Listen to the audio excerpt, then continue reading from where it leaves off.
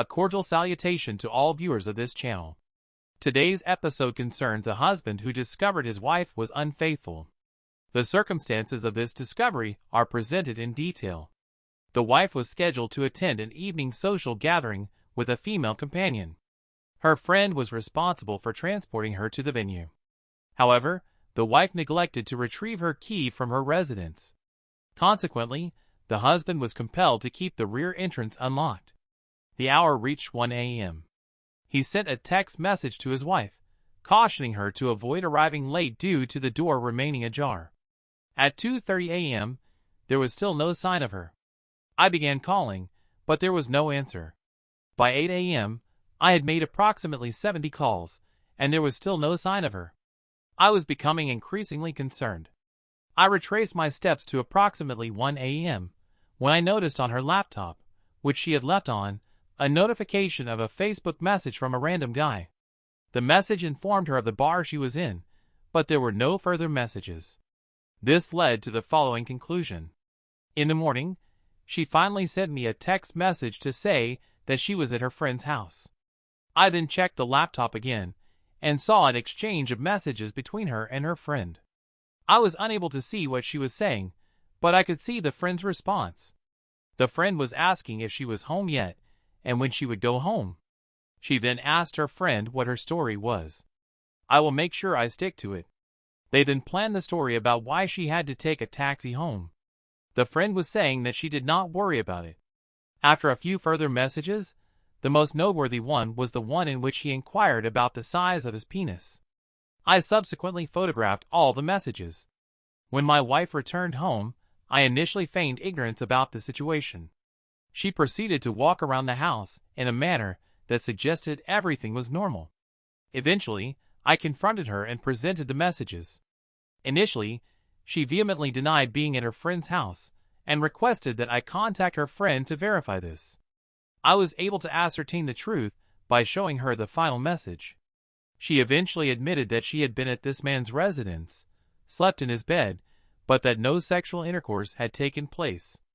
I then left the house, despite her attempts to stop me. 12 hours later, I am no longer in communication with her or responding to her messages. She has since claimed that she did nothing wrong, and that I was the one who was at fault for the breakdown of our relationship. My departure was, in her view, proof that I never loved her. We are now at the point of emotional breakdown. The next stage is blackmail, with the claim that she is heartbroken, along with her son, who is not mine. He is from a previous relationship. It seems that the intention is to make me feel bad about leaving, as though I should go running back to her. She has broken my trust, and in my view, that is the end of the matter. She still swears that nothing happened between them. I do not have solid evidence that they slept together, but I feel that the evidence strongly points in that direction. She wants to talk like adults and sort things out. In all honesty, I do not intend to do so. This is the first occasion on which she has engaged in such behavior. I am now aware that she is capable of it. How might I move on from this? At this time, I have no intention of returning to her. I am unsure of my future direction. She has betrayed you, and even if she is telling the truth about only sleeping in his bed, she has lied to you several times. Furthermore, she has become involved with someone else and is now attempting to manipulate you into believing that you are the source of the problem. The decision regarding the next steps is at your discretion. If you wish to attempt to reconcile the relationship, it is recommended that you do so while separated and seek the guidance of a therapist for the couple and of a legal counsel. This is particularly advisable if you believe the relationship is irremediable. In such a case, legal counsel is the optimal choice, especially if you intend to advocate for visitation rights with your child. It is essential to secure the services of an attorney and protect your assets before initiating any discussions with your former partner. It is crucial to maintain discretion regarding your legal counsel, as disclosing this information could potentially compromise your position. It is likely that the woman in question will discover the identity of the attorney when she is served with divorce papers. I empathize with your situation and recognize that it is challenging regardless of the woman's actions. It is advisable to seek support from a few friends and discuss your situation with them. This is not the first time you have encountered this situation. It is important to remember that the woman in question has been involved in numerous girls' nights out with this particular friend. Each time she attempts to make you feel guilty, it is beneficial to send her another copy of the screenshot of the last message. It is also crucial to inform friends and family members of the woman's actions. It is recommended that you concede on her behalf and send them a copy of that screenshot. Update: after work, I needed to call into a few shops at a local shopping park. When I returned, my wife was there in the friend's car, blocking the driver door. She had the spare key and would allow entry after giving plenty of warning. I called the non-emergency line of the police, as advised by her mother, to report the incident. A few minutes later, the friend moved the car, and my wife jumped in and wouldn't allow entry. The perpetrator then proceeded to start the engine, rolled down the window, and shout at the victim, stating that nobody would ever upset her son. She then drove off.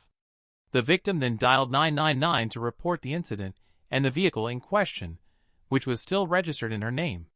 The officer arrived and, after speaking with the victim, stated that it was a civil matter and that no crime had been committed. The perpetrator then called to inform the officer that the victim had returned home without the vehicle. The officer proceeded to question the perpetrator, but she refused to cooperate. To say where it was, nothing was done. I have been out with a friend searching for the car. We heard a rumor that it was in a car park in a small village about 20 miles away.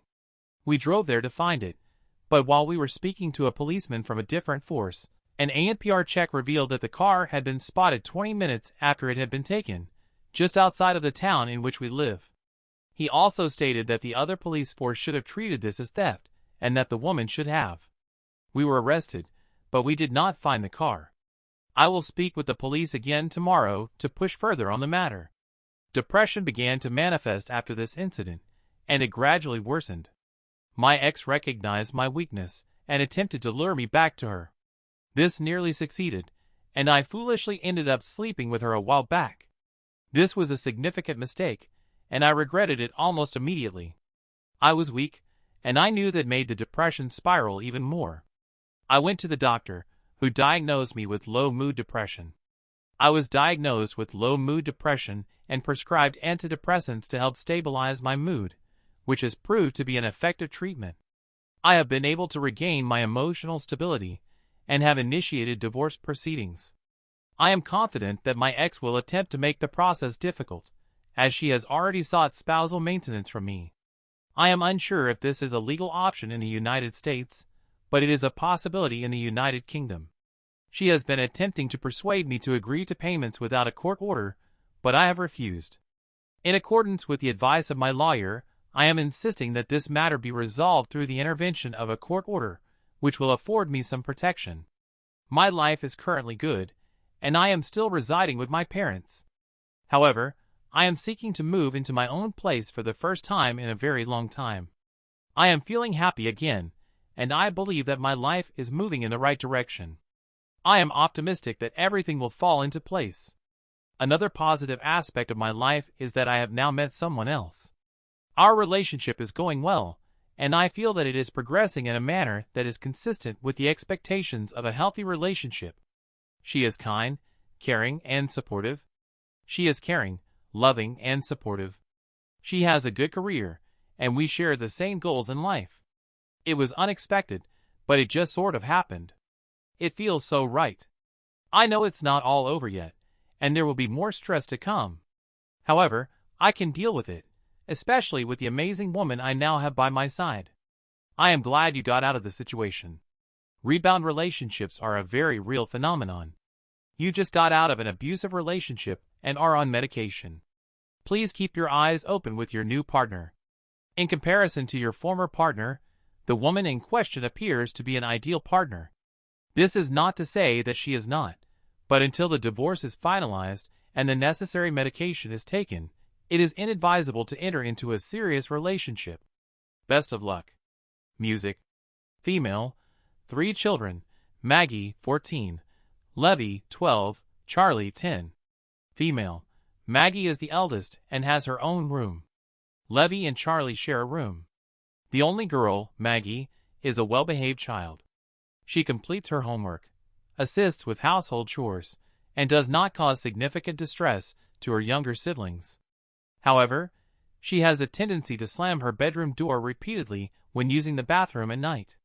This occurs when she leaves her room in the evening and upon returning in the morning. She also slams the door when entering or exiting her room at other times. The only door that shakes the walls and frequently wakes up everyone else in the house is her bedroom door. Her brother's room shares a wall with hers, and our bedroom is directly above theirs. We have discussed the issue with her and asked her to be more mindful about it because it is disturbing the rest of us. However, she has not responded to our requests. We have tried being more forceful about it, saying that if she continues to slam her door, there will be consequences. Despite our repeated requests for her to be more mindful of her actions, she continued to slam her door. We attempted to be more assertive, but her behavior remained unchanged. The situation reached a boiling point one night when she got up to use the bathroom and woke up all four of us. I have to be up at 5 a.m. for work, and I've had enough of the disrupted sleep. I went downstairs and knocked on her door. She opened it with a rude attitude, and I was on the verge of losing my temper. I calmly informed her that if she slammed the door again, she would lose her door. She proceeded to yell at me, and I left. I informed her in a calm and collected manner that if she slammed the door one more time, she would find it gone upon her return. She proceeded to yell at me to leave her alone, and then slammed the door 5 times with considerable force. The following day, Friday, she attended school, and my husband and I were both absent from work, so we removed the door from the frame and installed a curtain rod with a heavy curtain over the door. She returned home and became visibly distressed. We have been accused of being emotionally abusive and of taking away her right to privacy. She secluded herself all weekend and has not spoken to us since. My mother has suggested that I am the one who is overreacting, but she does not have to deal with the house shaking. I would like to add that we completely respect each other's privacy in our house, which is why we hung up heavy curtains and made sure that we could not see through them or around them. We even put little pieces of Velcro on the walls and curtain sides so that they stay in place. She still has her physical privacy, which she is entitled to, but she cannot slam a piece of fabric. We have never and still do not just go into her room unannounced and still knock on the wall to ask permission to enter. We have told her that we will happily put her door back on once she agrees to respect the no slamming rule. Velcro pieces have been placed on the walls and curtain sides to ensure the fabric remains in place. While she is entitled to physical privacy, she is not permitted to slam a piece of fabric. Furthermore, we have never and still do not enter her room unannounced and still knock on the wall to ask permission to enter. We have informed her that we will gladly reinstate her door once she agrees to respect the no slamming rule. Therefore, I do not consider myself to be the idiot. The individual who is disrupting the sleep of others is unacceptable. You have provided the child with numerous opportunities to modify her door slamming behavior, yet she has not done so. It is recommended that you allow her to express her frustration for a set amount of time. Once this period has elapsed, you should inform her of the consequences of her actions. It is important to be clear about the length of the trial period, which should be 1 week 3 days, or whatever you deem appropriate. Once the trial period has concluded, you should return the door to its original condition. If the child is able to refrain from slamming it, she can keep it. However, if she is unable to do so, the door will be taken off again for a longer period. This process should be repeated until the child is able to comply with the rules. It is important to note that the child is being taught a valuable lesson through this experience. Actions have consequences, and the child is even able to reverse this decision if she agrees to refrain from slamming the door. However, she has thus far been unwilling to do so. The curtain was a useful addition to the room, but it has been replaced with a fabric alternative. This may be controversial, but it is a decision that I agree with, given that it allows for privacy. It is evident that the use of the curtain is a satisfactory solution for the time being. However, it is important to note that this should only be a temporary measure. It is likely that the second-year son or his friends will attempt to enter her room uninvited at some point in the near future. In such a case, it would be advisable to reconsider the door status.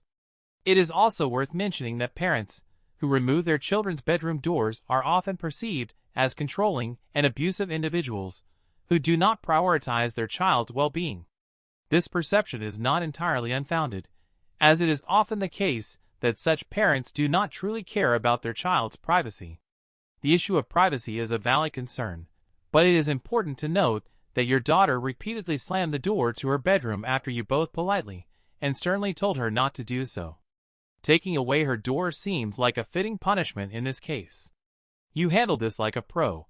You did not use anger or yell, but rather, you outlined an expectation and the consequence if the expectation wasn't met. Then, you followed through in the most respectful way possible.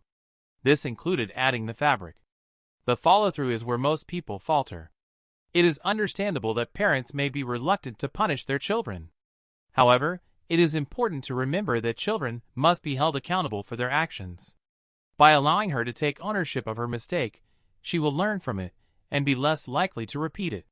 It is essential to maintain a consistent and firm approach when setting boundaries and expectations. Thank you for watching this video. If you enjoyed it, please consider sharing it with others and subscribing to my channel. Have a good day.